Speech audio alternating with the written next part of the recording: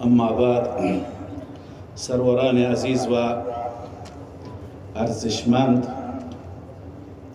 قبل از هر چیزی این عید بزرگ و این عید سعید قربان را خدمت یکایک شما عزیزان تبریک عرض می کنم و از الله عزوجل مسئلت دارم، خواست دارم که رب سبحانه و تعالی در این عید مهربانی و در این عید قربان که همه ما برای رضای الله قربانی میکشیم و قربانی داریم، الله تعالی این عمل را که محبوب ترین عمل بعد از نماز عید این قربانی هست به بارگاه خودش قبول بفرماید و رب سبحانه و تعالی همه ما را مورد مغفرت و آمرزش و بخشش قرار بدهد.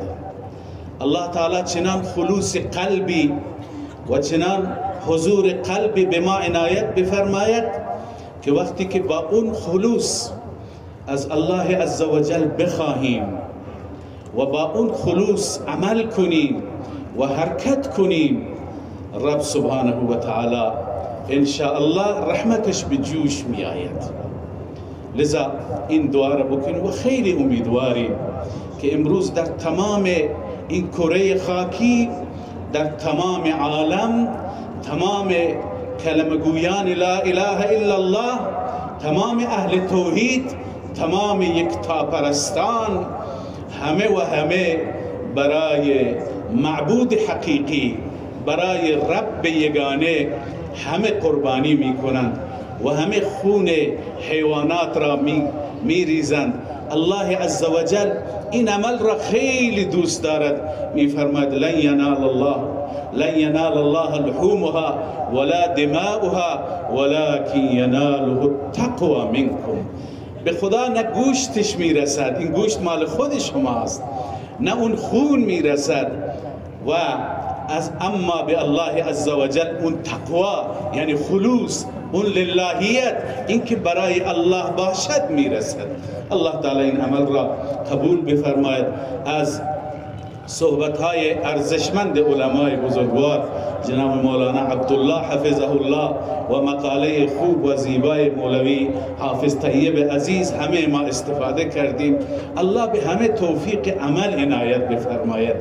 عزیزان، اصل مسئله اصلی عمل هست. ما اگر به این نیت گوش کنیم و به این نیت توجه بکنیم، توفیق عمل هم به دست الله عزوجل هست.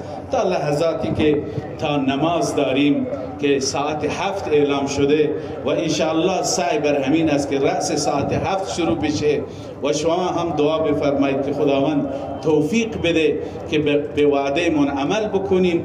من کلماتی و جملاتی در رابطه با آیاتی که خدمت شما تلاوت کردم عرض می کنم.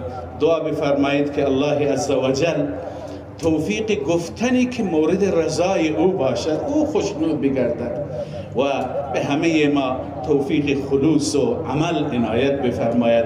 و همچنین همونطوری که اعلام فرموده دعا بفرمایید که خدای عزوجل در این روز بزرگ حجاج ما را که سرتاج علما حجاج امسال حضرت شیخ الاسلام حفظه الله هستند، الله تعالی حج را هم برای اونها آسان بگرداند و هم قبول بفرماید و به سلامتی و با امنیت و عافیت به وطن عزیز برگرداند. عزیزان، الله عزوجل به ما دین بسیار بزرگی عطا فرموده و عنایت فرموده، دین اسلام. اما این دین اسلام چه دینی هست؟ خلاصه دین اسلام دین توحید هست. یعنی چه؟ بقیه ادیان، تمام ادیان، حتی ادیان سماوی، ادیان آسمانی دچار انحراف شدند، دچار تغییر شدند، دچار و گرفتار شرک شدند. بندگان خدا را، بندگان خوب خدا را به عنوان فرزندان خدا و به عنوان جانشینان خدا و به عنوان نایبان خدا اونها را شروع به عبادت کردند. مسیحیان که دین سیدنا عیسی علیه السلام دین توحید بود. دعوت عیسی در قرآن هست ان الله ربی و ربکم فاعبدوه، هذا صراط مستقیم، به سوی توحید فی العبادت دعوت داد. اما متاسفانه به جای توحید قائل به تثلیث شدن. توحید یعنی یک خدا را پرستیدن و تثلیث یعنی سه خدا را پرستیدن. یهودیان هم دچار انحراف شدند، عزیر را فرزند خدا گفتند. همه ادیان گذشته دستخوش تحریف شد، دستخوش تحریف و تغییر علمایشون، علمای دین دنیا پرست و دین فروش شد.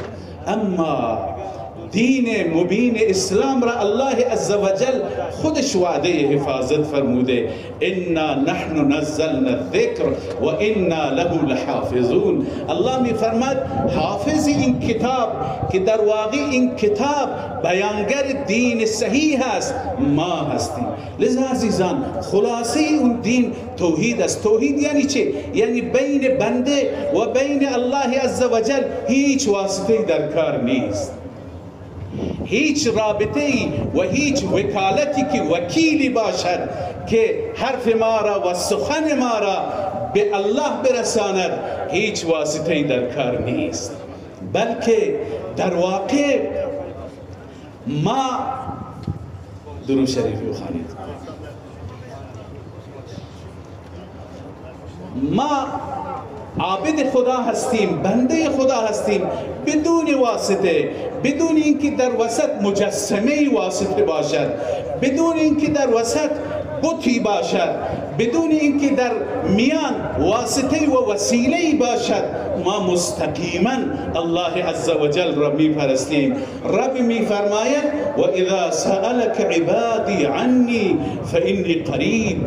هرگاه بندگان درباره من بپرسند من نزدیک هستم. اجیب دعوت الداعی اذا دعان. من دعوت هر دعا کننده ای که وقتی مرا بخواند من اجابت می کنم.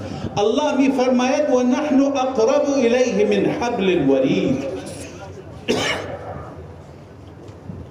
از شاهرگ نزدیکترین به بندگان خودمون. الله می فرماید فاعبد الله مخلصا له الدین. خدا را عبادت کن، عبادتت را خالص برای خدا انجام بده. لذا عزیزان این تبلیغ اسلام هست، این تبلیغ توحید است که از اول قرآن تا آخر قرآن همیش این مباحث را میبینی.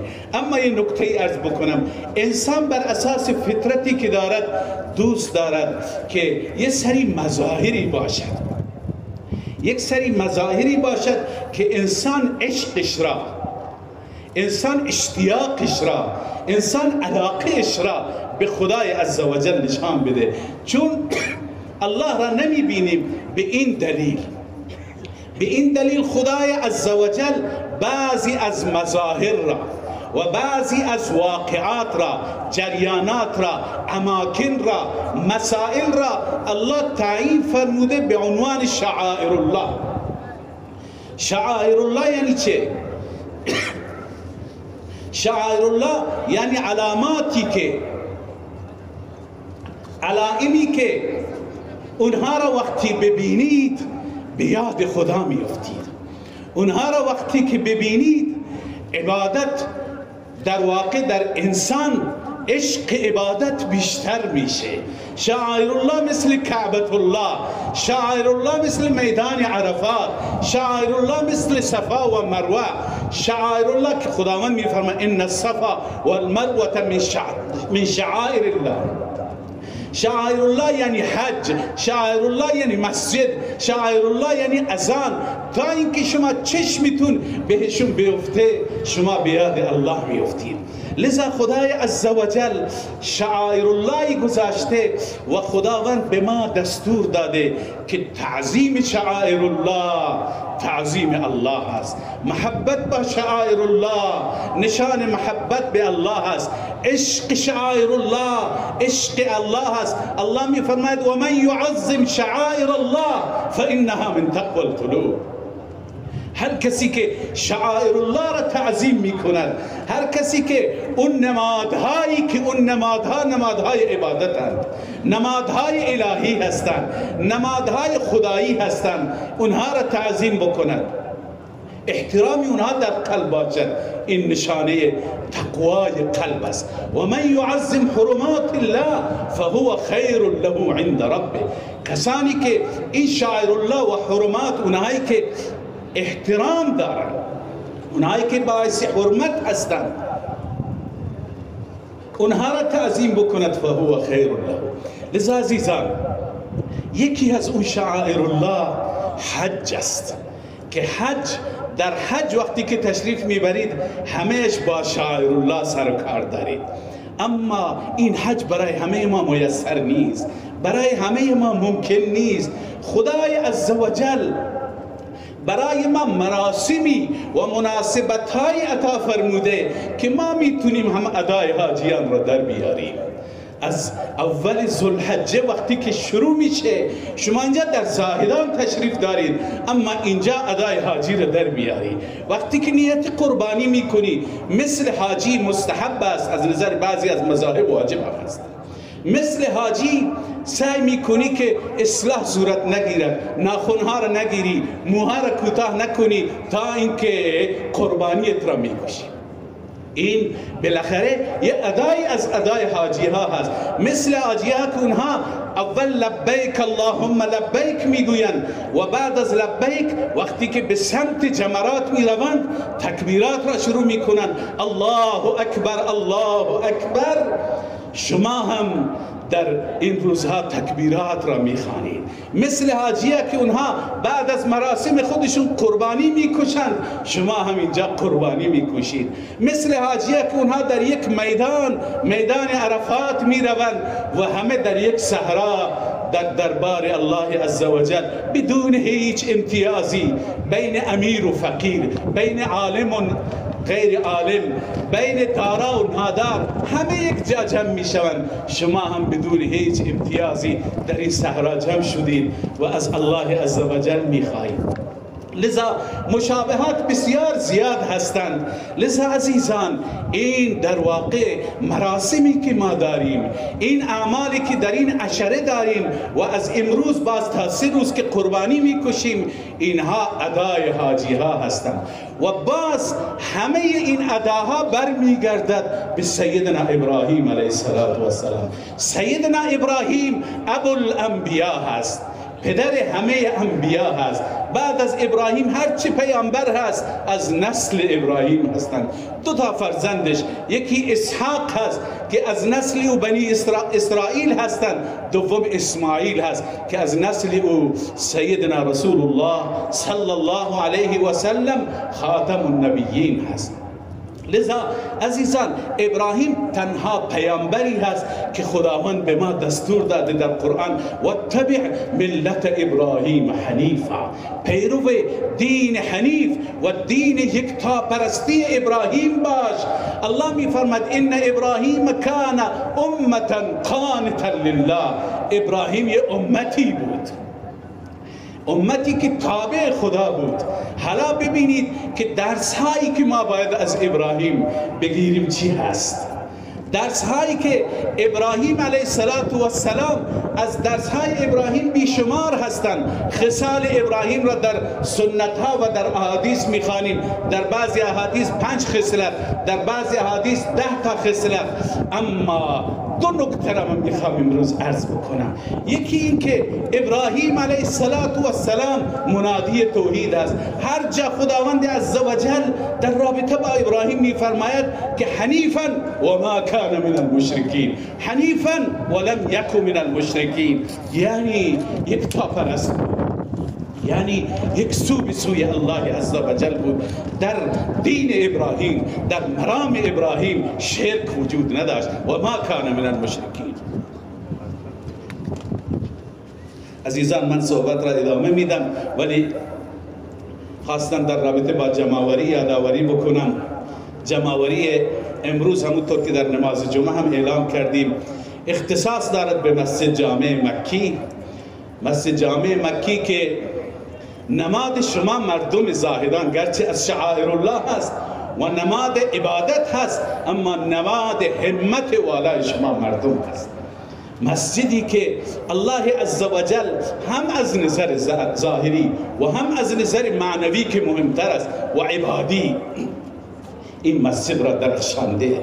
مسجدی که یکی از شخصیت‌های بزرگ سیاسی از تهران آمده بود، بازدیدی داشت، بنده خدمت ایشون بودم، ایشون تعجب کرد، گفت تو فیلم‌هاش دیده بودیم، تو عکس‌ها دیده بودیم، ولی واقعا گفت بسیاری جاها اون چی که واقعیت از فیلم زیباتر درش میاره، ولی واقعا این فیلم‌ها و عکس‌هایی که ما می‌بینیم اینها کمترند از اون چی که اینجا انسان با چشم حقیقی می‌بینه. و ایشون میگفت که هیچ مسجدی در دنیا، کسی هست که همیشه در دنیا سفر داره، هیچ مسجدی در دنیا که توسط مردم ساخته بشه، چرا حکومت‌ها مساجد خیلی مجلل و زیبا درست کردن، اما توسط مردم درست بشه به این وسعت و به این زیبایی وجود ندارد. لذا اونجا افتخار کردیم که الحمدلله مردم ما که به ظاهر اینجا بی بضاعتی نسبت به استانهای دیگه بیشتر است، استان ما استان محروم گفته میشه. لذا الله عزوجل به این مردم چنان دینی داده، چنان همت والایی داده، چنان الله عزوجل توفیق داده که این مسجد را، که این مسجد هم یادگاری شما و یادگاری پدران شما و نسل‌های بعدی شما هست. الله این مسجد را انشاءالله در زمان شما به پای تکمیل میرساند. لذا تمام توفیق اول برمیگرده به حضرت شیخ الاسلام که چنان پدر با همتی الله به ما داده و چنان پیشوای با توفیقی الله به ما داده، پرکار و پرتلاش و واقعا مدیر و مدبر.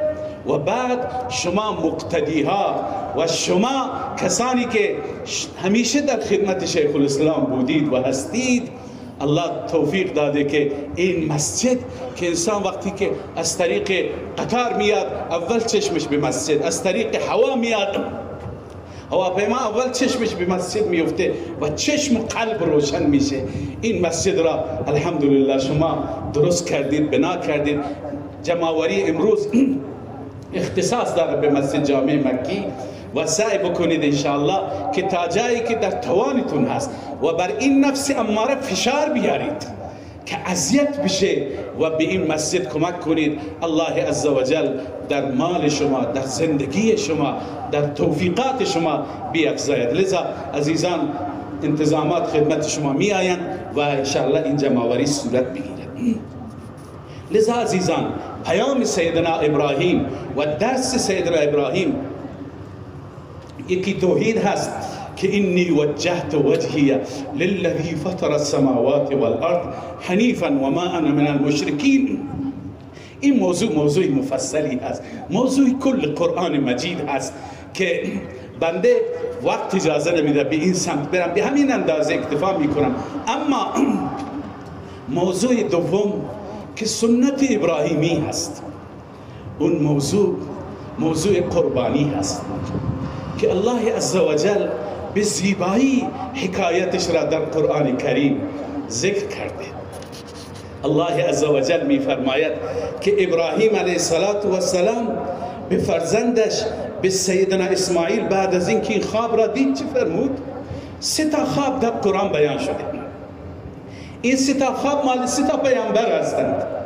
یکی خواب سیدنا یوسف است که در سوره یوسف است، خوابی که پسر میبیند و به پدر میگه یا ابتی، بابا من چنین خوابی دیدم، که در اون خواب هم در واقع قربانی هست، فداکاری هست، جدایی هست و سالها رنج و تحمل مشکلات هست و بعد از سالها رنج و تحمل مشکلات چه نتیجه بسیار زیبا و ملموسی هست که شما همه‌تون داستان سیدنا یوسف را میدانید. و خواب دیگر خواب ابراهیم است که اینجا پدر خواب میبیند و پدر به پسر میگه یا ابت انی رأیت فی المنام انی اذبحک فانظر ماذا تری.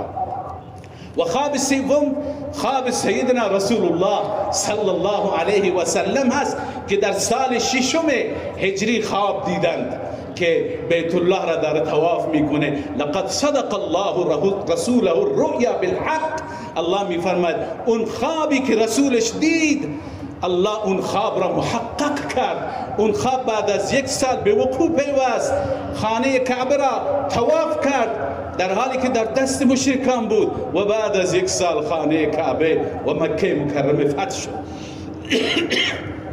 اونم داستان مفصلی دارد که در سوره مبارکه فتح است. اما من این خواب سیدنا ابراهیم را میخوام بگم که گفت یا ابت انی رأیت فی المنام انی اذبحک فانظر ماذا ترى. ای فرزند، ای جگرگوشه، ای عزیز پدر، هر تعبیری و تفسیری بکنیم، چون یا ابته کسانی که عربی بلد هستند میدونند. یا بنیه، ببخشید، یا بنیه این جمله مهر است، محبت است. یعنی ای پسرک من، ای فرزند کوچولوی من، انی ارا فی المنام انی اذبحک فانظر ماذا ترى. من در خواب دیدم که من تو را ذبح میکنم، ببین دیدگاه تو چی هست، نظر تو چی هست. سبحان الله، پدر هم پیغمبر هست و فرزند هم بناست در آینده پیغمبر بشه. قال یا ابت افعل ما تؤمر ستجدنی ان شاء الله من الصابرین. ای پدر انجام بده. عزیزان یه ذره توجه بکنید، سیدنا ابراهیم علیه السلام به چه امتحان سختی گرفتار شده که ابراهیم تا سالها فرزند نداشت. بار بار دعا میکرد رب هب لی من الصالحین، رب هب لی من الصالحین، خدایا به من فرزند صالحی عطا کن. فبشرناه بغلام حلیم. الله می فرماید ما ابراهیم را با پسری که بسیار حلیم هست. همینجا اشاره به حلم اسماعیل، به بردباری اسماعیل شده. لذا الله عزوجل اسماعیل حلیم را بهش داد. بعد از بعضی اهل تفسیر میگن بعد از 90 سال خداوند بهش اولاد داد. بعد از 90 سال تنها فرزند اسماعیل اسحاق 14 سال و بعضی میگن 13 سال بعد از اسماعیل به دنیا آمد. لذا اسماعیل فرزند بزرگش هست.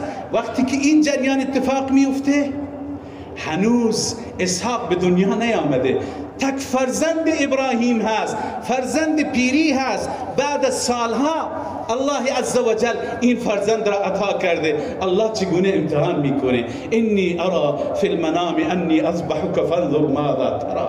پسرم میگه یا ابت افعل ما تؤمر ستجدنی ان شاء الله من الصابرین. ای پدر انجام بده اون چی که از سوی رب امر شده، مرا صابر میابی، مرا صبور میابی. الله میفرماید داستان بسیار زیبا هست، بسیار طولانی هم هست، اما کوتاهش میکنم. الله میفرماید فلما اسلم و تله للجبین. وقتی که پدر و فرزند هر دو تسلیم فرمان رب شدند و فرزند را به پیشانی خواباند، و تله للجبین، به پیشانی خواباند، اون وقت ابراهیم به سوی آسمان نگاه می کند. اینجا علما نکته زیبایی نوشتند. اینجا ابراهیم به سوی آسمان نگاه کرد و میخواست به زبان حال و بعضی میگن به زبان قال گفت خدایا اسماعیل فرزندم هست، دوستش دارم، جگرگوشم هست، اما رب تو را از اسماعیل بیشتر دوست دارم. عزیزان این که خداوند میفرماید ابراهیم الگوی شما هست، باید از درسهای ابراهیم درس بگیریم. اینه که ما باید ببینیم که ابراهیم چه صفتی داشت. ابراهیم در واقع میگه خدایا اسماعیل را دوست دارم، اما فرمان تو را، دستور تو را از اسماعیل بیشتر دوست دارم. میگویند اهل تفسیر که در این هنگام تمام اهل آسمان سراسیمه شدند.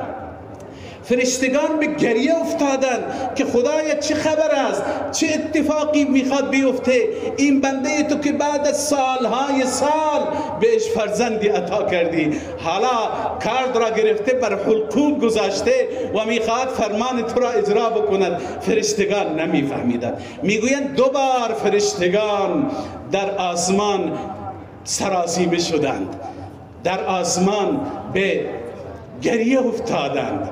یک بار اینجا و یک بار وقتی که فرزند راستین ابراهیم و دعای نتیجه ابراهیم محمد رسول الله صلی الله علیه و سلم رفت پیش اهل طائف و برای اهل طائف خیرخواهی کرد، اونها را به سوی الله و یگانگی الله دعوت داد. اهل طائف، اوباشهای طائف با سنگ بدرقش کردن، سنگ بارانش کردن، چنان زدن که کفشای مبارک فرخون شد، بدن مبارک خونی شد.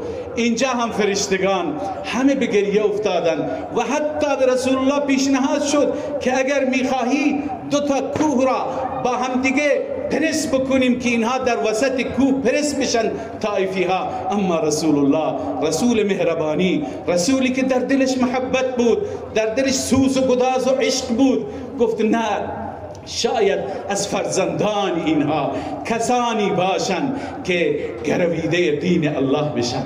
لذا عزیزان 2 بار فرشتگان به گریه افتادند. اینجا الله میفرماید وقتی که فرمان مرا بجا آوردن و فدیناه بذبح عظیم، ما یک ذبح فرستادیم، گوسفندی را فدیه کردیم که فدیه اسماعیل اون ذبح بود، اون گوسفند بود. بعد از اون این سنت ابراهیمی برای تمام نسل‌های بعدی، بالخصوص برای امت مسلمه. همه ادعا داشتن ما ابراهیمی هستیم. الله میفرماد ان اول الناس بابراهیم للذین اتبعوه و هذا النبی والذین آمنوا. نزدیکترین کسان به ابراهیم کسانی که پیرو ابراهیم باشند و این پیامبر و هذا النبی والذین آمنوا مؤمنین، مسلمانان. الله شما را میگوید که نزدیکترین افراد به ابراهیم شما هستید. حالا درس ابراهیم چیه؟ این نکته آخره که بنده میخوام عرض کنم. درس ابراهیم علیه السلام چیه؟ ابراهیم میخواد بگه که خدایا برای تو در راستای محبت تو همه چیز فدا. وقتی که جان نیاز هست ابراهیم جان تقدیم میکند، در آتش میفته. وقتی که فرزند نیاز هست ابراهیم فرزند تقدیم میکند، به الله میدهد، برای الله قربانش میکنه. وقتی که ترک وطن نیاز هست ابراهیم وطن خودش عراق را ترک میکنه، یک خانواده را در شام مستقر میکند، یک خانواده را در مکه که بعداً این 2 مکان یعنی شام که در شام بیت المقدس هست و در مکه بیت الله الحرام هست، اینها 2 تا مرکز توحید. این مراکز به دلیل قربانی های ابراهیم. لذا عزیزان درس ابراهیم همین بود که ای الله تو را به اندازه دوست دارم که برای تو همه چیز را فدا می کنم. حالا عزیزان ما خودمون را بررسی بکنیم. آیا چنان دوستی نسبت به الله عزوجل وجود دارد در قلب ما؟ ما باید پیرو ابراهیم باشیم. ما باید اون چیزی که ابراهیم به ارمغان آورده باید او را در زندگی خودمون داشته باشیم. آیا محبت الله عزوجل به همین اندازه هست؟ اگر به این اندازه هست دلیل اون محبت چیه؟ عشق به نماز هست، عشق به روزه هست، عشق به اعمال هست، عشق به عبادت هست. آیا واقعا چنان عشقی در دل وجود دارد؟ و بهتر از این و واضحتر بگم که دلیل محبت الله عزوجل ترک گناه است، ترک معصیت است. وقتی که میخواهید برای خدا جان قربان کنید، مال قربان کنید، اول قبل از اینها بیاییم خدا را ناراضی نکنیم. آیا واقعا در جامعه ما هیچ گناهی صورت نمیگیرد؟ آیا نوشیده نمیشه؟ آیا مخدرات استفاده نمیشه؟ آیا بی‌حجابی نیست؟ آیا بی‌پردگی و بی‌حیایی نیست؟ آیا در فضاهای مجازی و فضاهای حقیقی همه مسلمانان پایبندند؟ عزیزان، با کمال تأسف باید بگوییم که متاسفانه فحشا و منکر بیداد میکند، بی‌حیایی بیداد میکند. علنا امر به منکر است به جای امر به معروف. علنا دعوت داده میشه کسانی و شیطان صفتانی و مأموران شیطان هستند در این فضاهای حقیقی و در این فضاهای مجازی که جوانان را به سوی فحشا دعوت میدن، جوانان را به سوی خلاف دستور الله عزوجل دعوت میدهند. همه نوع گناه عام هست عزیزان. این دلیلی که محبت با الله کم رنگه. جوان مسلمان، اگر واقعا در دلت محبت الله هست، نافرمانی خدا نکن، خدا را ناراضی نکن، خدا را نرنجان. روزانه 5 بار در محضر الله عزوجل، در محضر الله عزوجل بیا سجده شکر و سجده عبادت به جا بیاور. واقعا ما میبینیم اون چی که باید ما امت اسلامی داشته باشیم نداریم. گناهان زیاد هستند. جناب مولانا عبدالله اشاره فرمودند. بنده هم اون نکته را ذکر میکنم و عرض میکنم که متاسفانه هر چیزی در دنیای امروز ما ارزشی دارد. یه پفک حتی ارزش دارد، یه مرغ ماشینی قیمتی و ارزشی دارد، اما میبینیم ارزش انسان از همه چیزهایی که هستند کمتر است. از پول کمتر است، از مال کمتر است. چرا میبینیم که انسان مثل گوسفندی بلا نسبت 4 دست و پاش بسته میشه و در جعبه ماشین انداخته میشه و برای پول برده میشه، چه برای دین باشد چه برای باج باشد، که متاسفانه امروز باجگیری به اوج خودش رسیده. درست فقر است، درست مشکلات هست، اما وقتی که مشکلات هست ما باید ربمون را ناراضی بکنیم و بر مشکلات بیفزاییم.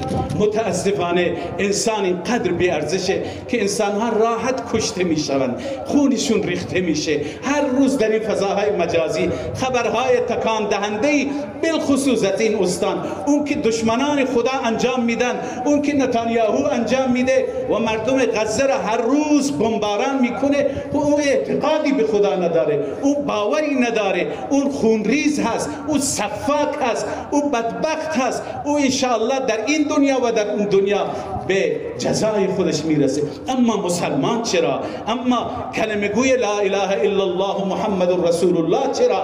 یک تا پرست چرا؟ کسی که خودش را بنده خدا میداند چرا بندگان خدا را این گونه بی حرمت میکنن؟ چرا به خاطر پول، به خاطر مال اینقدر ارزش انسان، که در حالی که ارزش انسان از کل کره خاکی بیشتر هست، چرا انسان ها اینقدر ظلم میکنن؟ چرا اینقدر ستم میکنن؟ لذا عزیزان، ما باید بیاییم با این پدیده مبارزه بکنیم. اینجا امروز در جلسه ما استاندار محترم هم حضور داره و تشریف داره که بنده در اینجا لازم میدانم، ابتدا نگفتم تا مردم عزیز جمع بشن، اینجا لازم میدانم ضمن اینکه به ایشون خیر مقدم بگم و از ایشون برای این حضور تشکر بکنم و عرض کنم که میخواستم خدمت ایشون بگم، گرچه ایشون و بعضی از دوستانی که تشریف آوردن ایشون میخواستن مشوره بکنن، صحبت‌هایی داشتن، درد دل‌هایی داشتن، گزارش‌هایی داشتن و میخواستن که امروز هم یه اراده داشتن صحبتی بکنن، ولی مشوره بر این شد و خودشون هم قانع و راضی شدن بر این که با توجه به اینکه اولین بار هست که میخواهند گزارشی ارائه بدن و با مردم ملاقاتی داشته باشند و صحبتی داشته باشند، گفتیم همچون امروز وقت محدوده و هم اینکه حضرت شیخ الاسلام حفظه الله تشریف ندارند، انشاءالله در اولین فرصتی که حضرت شیخ تشریف بیاورند در مراسم و مناسبتی مثل مناسبت نماز جمعه که اونجا همه ما باشیم، اونجا انشالله سخن خواهند گفت. فقط امروز من از طرف ایشون عید را به شما تبریک میگویم و برایشون دعا بکنید که در این مسئولیت موفق بشه. من خدمت ایشون میخواستم عرض بکنم اینجا ماشاءالله جمع بزرگی از متنفذین و معتقدین و تاثیرگذاران در استان هم هستند، یک جمله با استاندار و یک جمله با معتمدین و یک جمله با آحاد، بالخصوص با جوانان. اون اینه که متاسفانه خبرهای این روزها بسیار ناگوار است، بحرانی هست، بالخصوص مسئله خاش و زاهدان. و هر روزی ما میشنویم چیزهایی که واقعا تمام این زحمت ها را به هدر میده. لذا لازم هست که در این رابطه باید دست به دست هم بدهیم. واقعا ناامنی قابل تحمل نیست. سیدنا ابراهیم علیه السلام دو چیز را از خدا برای اهل مکه خواستند، یکی اقتصاد خوب و یکی امنیت. رب اجعل هذا بلدا آمنا وارزق اهله من الثمرات. یکی اقتصاد، یکی امنیت، که اقتصاد ما را خدا خودش رحم بکند و اقتصاد ما شرایطش شما بهتر میدانید که یکی از این دلایل ناامنی هم شاید همون باشد. اما دومی امنیت هست. امنیت بسیار حیاتی است، بسیار اساسی هست، بسیار مهم هست. باید دست به دست هم بدهیم. باید اون کسی که اسلحه به دست دارد و به جان و مال انسان ها تعرض می کند هیچ نوع امنیتی داشته نباشد، هیچ پناهگاهی داشته نباشد. باید مأمورین و امنیتی ها واقعا در میدان بیاند و جدی بگیرن مسئله را. نباید نسبت به اون چی که رخ میداد و علنی رخ میدهد اینقدر بی تفاوت باشه. و ما معتقدیم واقعا اگر همت والایی بشه این مسائل جمع میشه. و همچنین معتمدین عزیز، اینهایی که این کارها را میکنن به هیچ طایفه ارتباط ندارن. همه طوایف اعلام کردن و اعلام بکنن که اینها مال ما نیستن. کسانی که باجگیری میکنن، کسانی که خون انسانها را میریزن، اصلا نام طوایف نیاورید.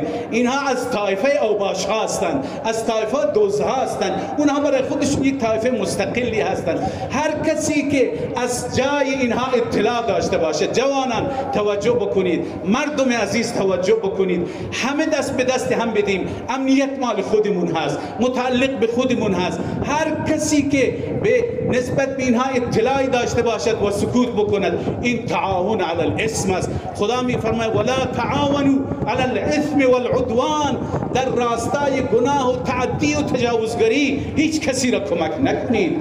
لذا اگر کسی اینها را پناه بدهد این تعاون هست. هر کسی از اینها حمایت بکند این تعاون بر تجاوز هست. هم دولت وظیفه دارد، هم ملت وظیفه دارد، هم آحاد وظیفه دارند، هم معتمدین، هم علما. باید با این پدیده ها مبارزه بکنیم. الله عزوجل این پدیده زشت را از منطقه ما بردارد و الله عزوجل رحم بفرماید بر حال همه ما مسلمانان غزه که واقعا مظلوم واقع شدند. این روزها عزیزان حداقل دعا بکنید، حداقل کمک‌هایتون را از هر طریقی ممکن هست. الان الحمدلله وسیله های کمک رسانی زیاد هست. مؤسسه خیریه محسنین هم ارتباط گرفته و قرار هست محموله انشاءالله از طرف شما مردم زاهدان بفرستد. لذا کمک کنید، بی‌تاب باشید، احساس داشته باشید، دردمند باشید و همچنین انشاءالله با پدیده ناامنی که در استان ما هست همه باید مبارزه بکنیم. الله عزوجل به همه ما توفیق عمل عنایت بفرماید. جمع‌آورین الحمدلله صورت گرفت و کسانی که نتونستن بعد از نماز هم این ایستگاه‌های تعیین شده تا دیر وقت اینها هستن عزیزان سعی بکنن که دست خیر را به مسجد برسانن. و دومی که امروز قربانی که میکشید به یاد مستمندان باشید، فقرا باشید. مستحب است یه سوم قربانی را به فقرا و مستمندان بدهید. سعی کنید در این شهر امروز همه دلشون خوش بشه، هیچ کسی را ناامید نکنید. و یکی از بهترین مصارف طلاب هستند که با توجه به این تورم و گرانی که هست متاسفانه حوزه نمیتونه مثل قدیم گوشت را فراهم بکنه. لذا شما کمکتون را و سهم حوزه را و سهم طلاب را خودتون خودتون با دست شریف خودتون با وسیله شخصی خودتون به حوزه برسانید. البته خدمت دوستان خیرین و مسئولین مطبخ و آشپزخانه گفتیم امروز در ورودی های نماز جمعه هم گوشت تحویل میگیرن، کسی به نماز جمعه میاد همونجا تحویل میگیرن. لذا امیدواریم که الله عزوجل به ما توفیق بده در کارهای خیر سهیم و شریک باشیم. تشکر مختصری داشتم، وقت تمام شده، از همه ارگان هایی که در انجام این بالاخره نظم زیبا و این اجتماع زیبا همکاری کردن. استاندار محترم که در رأس هست و با اشارات ایشون و دستورهای ایشون همه کارها انجام گرفته الحمدلله. فرمانداری زاهدان و شورای شهر زاهدان و شهرداری زاهدان که حقیقتا از چند روز هست که اینجا در منطقه مستقر هستند، از نظر تصدیح و آبپاشی و راه باز کردن راهها و ادارات مختلفی، نیروهای انتظامی، راهداری، راهور، کار و تعاون، اورژانس، همه کمک کردن و بالاتر از همه این جوانان انتظامات، جوانان سر به کف انتظامات که شبها و روزها اینجا حراست داشتن، برنامه ریزی کردن و همه زحمات و همه بالاخره کارهایی که انجام میده بخشی توسط این جوانان هست. همه اینها را انشاءالله دعای خیر میکنیم. الله عزوجل بهترین اجر و پاداش را به این جوانان به همه ما عنایت بفرمایید. دو تا نکته هستند که خدمت شما عرض کنم. یکی در رابطه با نظافت که امروز قربانی ها را میکشیم، شهر خودمون هست. شهرداری انتظار داره که ما همکاری بکنیم در رابطه با این، سعی بشه که در معابر و در کوچه ها خونی چیزی ریخته نشه، اگر لباسی به نماز بشه. لذا یا بقیه فضولاتی که جمع میشن اینها را بالاخره به جاهایی که تعیین شده بگذارن. لذا زباله ها را در ساعت مقرر جاهایی که تعیین شده انشاءالله کسانی که از طرف شهرداری میان جمع میکنن، همکاری میکنن در این روزها. این عزیزان هم فعالتر باشن، شما هم در نظافت شهر و خانه خودمون انشاءالله همکاری داشته باشید. الله عزوجل به همه ما توفیق عمل عنایت بفرماید. والسلام علیکم و رحمت الله.